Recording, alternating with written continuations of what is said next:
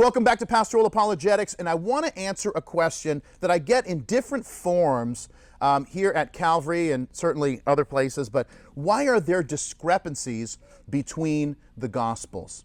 Now, that's a question that that's posed in different ways, but sometimes they'll say, well, why do the Gospels contradict one another? And that's just not true. Now, there are moments of seeming disagreement between the Gospels that need a little bit of understanding and explanation. So let me give you an example. In Luke chapter 6, Jesus is preaching and he says, "Blessed are the poor." Matthew records him as saying, "Blessed are the poor in spirit." So which is it? Well, is it possible Jesus said both things? Sure. Is it also possible that Luke is just abbreviating?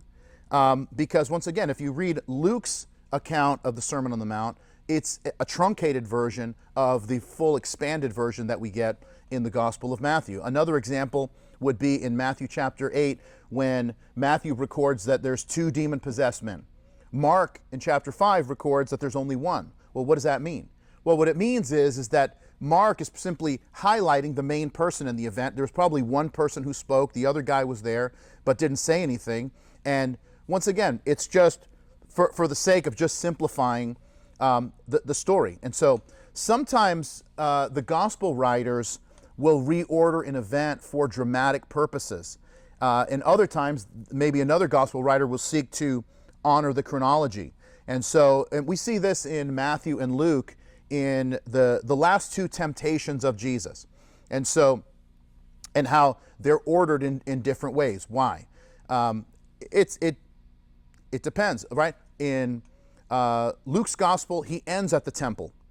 And because Luke ends it at the temple because the temple is going to feature greatly in the Gospel of Luke and the book of Acts. The temple is going to play a role.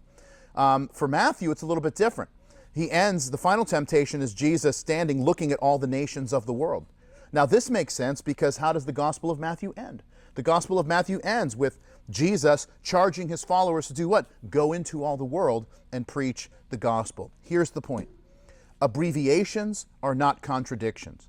Reordering events for purposes of emphasis are not contradictions. That's why there are 4 Gospels, to give us a full picture of Jesus' life so that it has the intended purpose, which is what John says at the end of his gospel. He says this, the disciples saw Jesus do many other miraculous signs in addition to the ones recorded in this book.